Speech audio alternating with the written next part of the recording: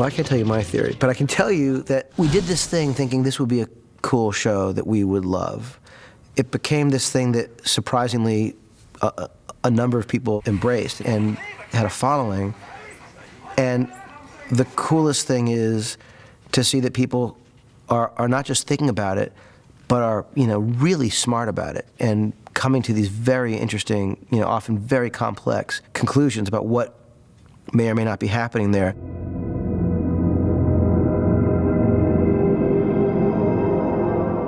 My theory, I think, is groundbreaking. I think this is a plane that crashed on an island and mysterious things happen. I was thinking of aliens, dinosaurs. No, what is this? What is this? An invisible electrical monster crashing down the bushes? It's all part of a dream inside a duck's brain. It's definitely military oriented, and then it goes kind of metaphysical after that. I don't think it can be that. I have several theories. It's just which one is the right theory. I'm not going to tell you what mine is. Tell me where it is! Tell me! The show has a very thick and complicated mythology that, includes the Dharma Initiative, Alvar Hanso, the numbers, the hatches, the shark, all of this other stuff. It allows people to engage and creatively start to hypothesize. It is no different than when you watch a whodunit. There's no way you don't, in the middle, go, it's that guy. I know it's that guy. It's that guy because he's holding a fork. Wake up. I don't think we ever anticipated the sort of fervent discussion of what the heck is going on the show. Sure, we thought, there'd be a few people who would be speculating here and there, but we didn't realize it would become this zeitgeist, pastime. What do you got there, Rerun? Nothing. Yeah, well, you got a spot of nothing on your chin there.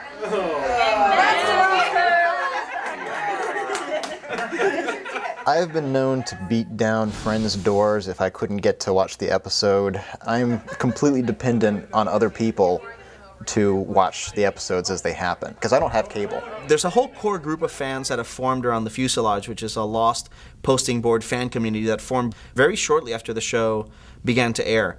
For show night, we have a thread, it's called the Watching Live thread, and in that particular episode board where people, if they're watching the show, will sit there and talk back and forth as the show is going on. It's crazy. I mean, people put more time into the theories of the show than we actually put into plotting the show. We're talking with Megan. Hi there, Megan. Hi, how you doing? Good. We're taking phone calls this afternoon as we recap. Last night was a rerun. Numbers. But with the Lost fans, it matters not. It gives you another chance to catch up. Exactly. I was actually looking for Libby in the psych ward, so. I've been here 8 months, and we started just touching base on what happened last night on Lost. And next thing I know, I find that there were more and more people calling in, more and more people interested and sharing theories. And it got to be where it became a staple part of my show. Going to the phone line. Hey there, John. What's shaking there this afternoon, buddy? Not much. I want to get involved in this conversation. Well, what you got on your mind today? Big Lost fan? Oh, yes, huge.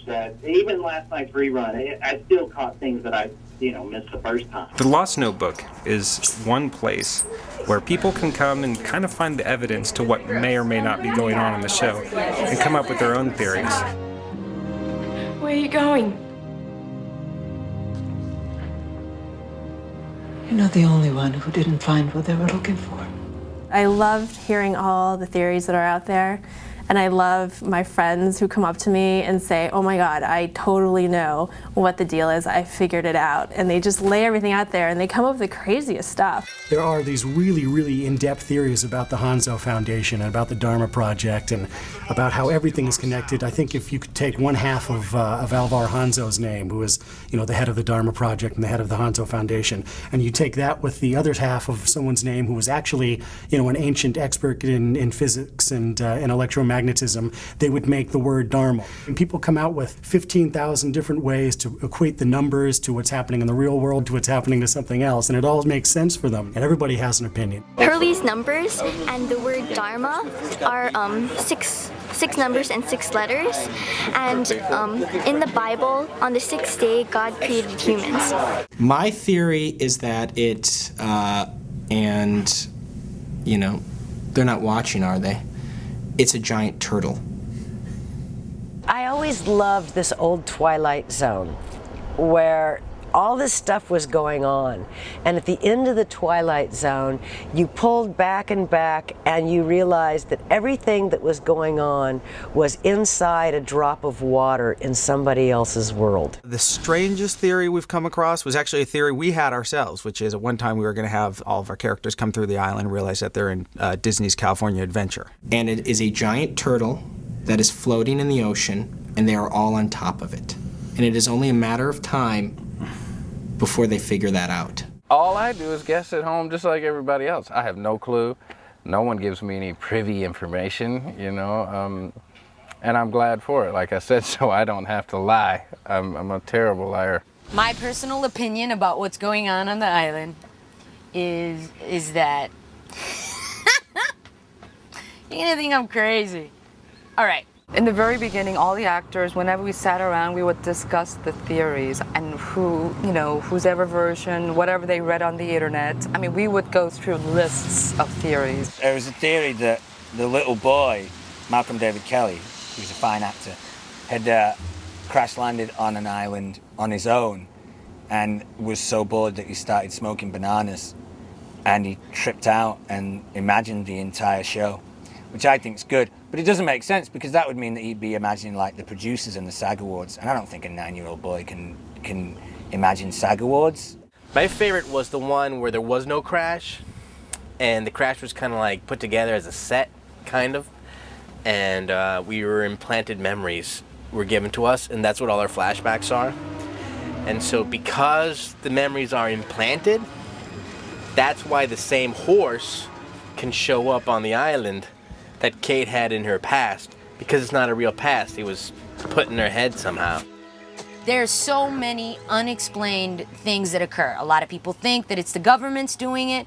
A lot of people think that it's Mother Nature acting up. I think it's both. My, geek fan theory that I subscribe to is the one that we are part of some sort of a conspiratorial experiment, that we have all been handpicked, put on a plane. The plane was sabotaged to crash, and that we were meant to survive. I think that human life and human casualty is just a given in this experiment, that our lives have no value. I mean, if you look at the characters in the show, almost all of us, if I'm not mistaken, really have no ties left at home. There's pretty much nobody who's looking for us, nobody who would care that we've gone missing. And so it's safe. It's safe to expose of human life in order to study human behavior. One thing I know for sure is once you settle with whatever that you need to settle, whether it's letting go of someone, forgiving yourself, or forgiving someone else, once you've sort of made mend with that, you get killed off. Michael? So having lots of conflict in your character is a good thing, which means it'll make your character live long. You know, numbers are interesting. Alchemy could have something to do with it, too. I think they use a lot of alchemy in the show, too. They hint at it. They hint at, stars and signs and masonry. A lot of that symbolism is in there. There was a huge appetite at one point to kind of figure out all of the mysteries of the show. And as the mysteries became to get slowly solved, or we've been teased by them, I think a lot of us have taken the perspective that we'll find out in good time. I'm really pretty patient about finding out what it's going to be, and for me it's just really looking one script at a time and incrementally finding out how the story is moving forward, and sort of my attention is more on a micro scale than thinking what is the big picture here. Things do happen for a reason, and there is this sort of force that's in play that connects all of our characters together, and it's all going to come together. We're going to see a lot of that, I think, going forward, which is really cool because it has been thought out. It's not just something that's being made up. There's something very cool going on at play. You're pregnant.